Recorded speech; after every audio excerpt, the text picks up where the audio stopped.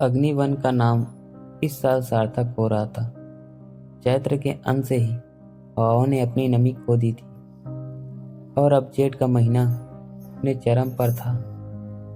आसमान का रंग नीला न रहकर एक मटमैले पीले रंग में बदल गया था, जो इस बात का संकेत था कि वातावरण में धूल और ताप शेष हैं। दोपहर के समय सूरज ठीक सिर के ऊपर होता और उसकी किरणें किसी तपते हुए लोहे की छड़ों की तरह जानवरों की खाल को झुलसा रही थी। जंगल की प्रसिद्ध पन्ना झील अब केवल धूल का एक विशाल मैदान बन चुकी थी।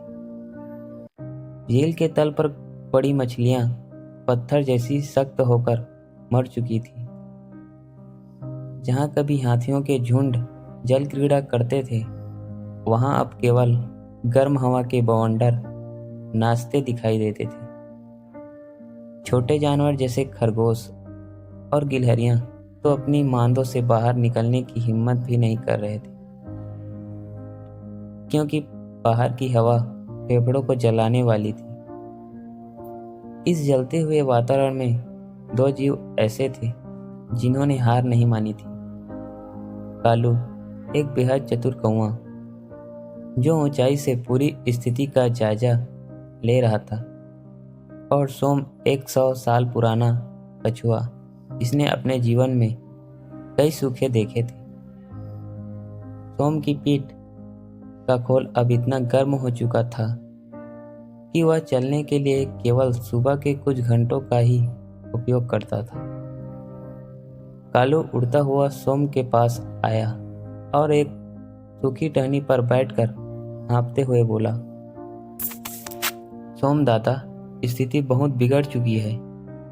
अगर कल तक पानी नहीं मिला तो जंगल के आधे जीव कल का सूरज नहीं देख पाएंगे। क्या आपके पास कोई पुराना उपाय है?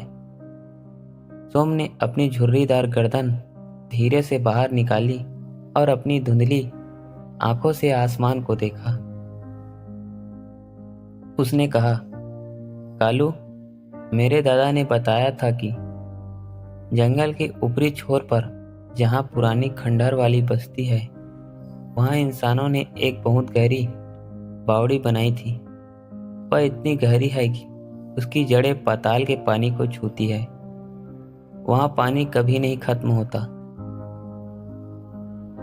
समस्या यह थी कि वह बावड़ी खाली नहीं थी। उस पर बगुला भगत और उसके धूर्त साथियों ने कब्जा कर रखा था। बगुला भगत दिखने में शांत और सफेद था, लेकिन उसका दिल कोयले जैसा काला था। उसने अपने साथियों के साथ मिलकर बावड़ी के चारों ओर कांटों और झाड़ियों का घेरा बना दिया था। वे आने वाले हर प्यासे जानवर को यह कहकर भगा देते थे कि यह बावड़ी हमारे पूर्वजों की है, या पानी अब खत्म होने वाला है, हम इसे बांट नहीं सकते। दरअसल वे पानी का उपयोग अपनी ताकत दिखाने और दूसरे जानवरों को अपना गुलाम बनाने के लिए कर रहे थे। कालू, सोम और उनके साथ झुमरू बंदर ने एक योजना बनाई। झुमरू को साथ लेना जरूरी था, क्योंकि वह बिना जमीन को छुए पेड़ों के रास्ते मीलों का सफर तय कर सकता था। सफर शुरू हुआ। दोपहर के 2 बज रहे थे। जमीन से उड़ती हुई गर्मी पैरों को जलाने वाली थी। सोम कछुआ बहुत धीरे चल रहा था।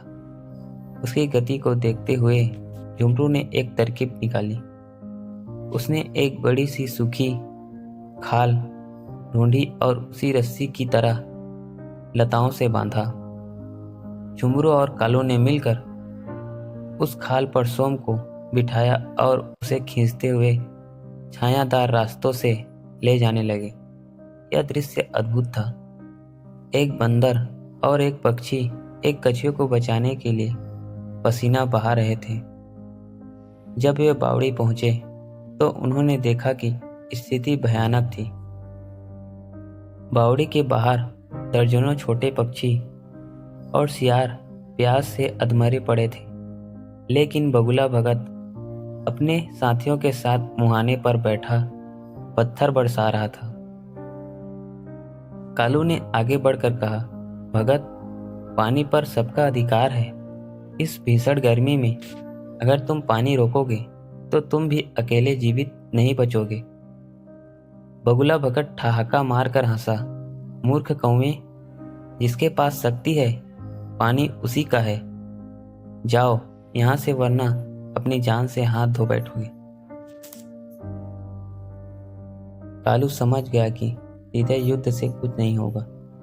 उसने देखा कि बावड़ी के अंदर बहुत सारा कचरा, सड़ी हुई लकड़ियां और पुराने पत्थर गिर चुके हैं, जिसकी वजह से पानी का स्तर बहुत नीचे चला गया है। अगर इसे साफ नहीं किया गया तो पानी सड़ जाएगा और किसी के काम नहीं आएगा। कालू ने झुमरू को इशारा किया। झुमरू ने पास के एक मधुमक्खी के छत्ते को देखा। उसने एक पत्थर मारा और मधुमक्खियों को बगुले की ओर मोड़ दिया। जैसे ही मधुमक्खियों ने हमला किया, बगुले अपनी जान बचाकर वहां से भागे। अब मैदान साफ था, लेकिन असली चुनौती अभी बाकी थी। पानी ऊपर कैसे आए? सोम कछुए ने अपनी बुद्धि का परिचय दिया। उसने कहा, हमें इस बावड़ी की सफाई करनी होगी। जब नीचे की गंदगी हटेगी तो सोते खुल जाएंगे। अगले 4 घंटे तक झुमरू ने नीचे उतरकर लकड़ियां बाहर फेंकी। कालू ने छोटे कंकड़ हटाए और सोम ने अपनी मजबूत टांगों से मिट्टी को कुरेदा। अचानक एक ठंडी फुहार ऊपर आई। जैसे ही मुख्य पत्थर हटा, पाताल से शीतल जल तेजी से ऊपर की ओर चढ़ने लगा। शाम होते होते बावड़ी लबालब भर गई। कालू ने सबसे ऊंचे पेड़ पर जाकर अपनी तेज आवाज में पूरे जंगल को संदेश दिया, प्यास बुझाने के लिए उत्तरी बावड़ी पर आ जाओ, पानी मुफ्त है।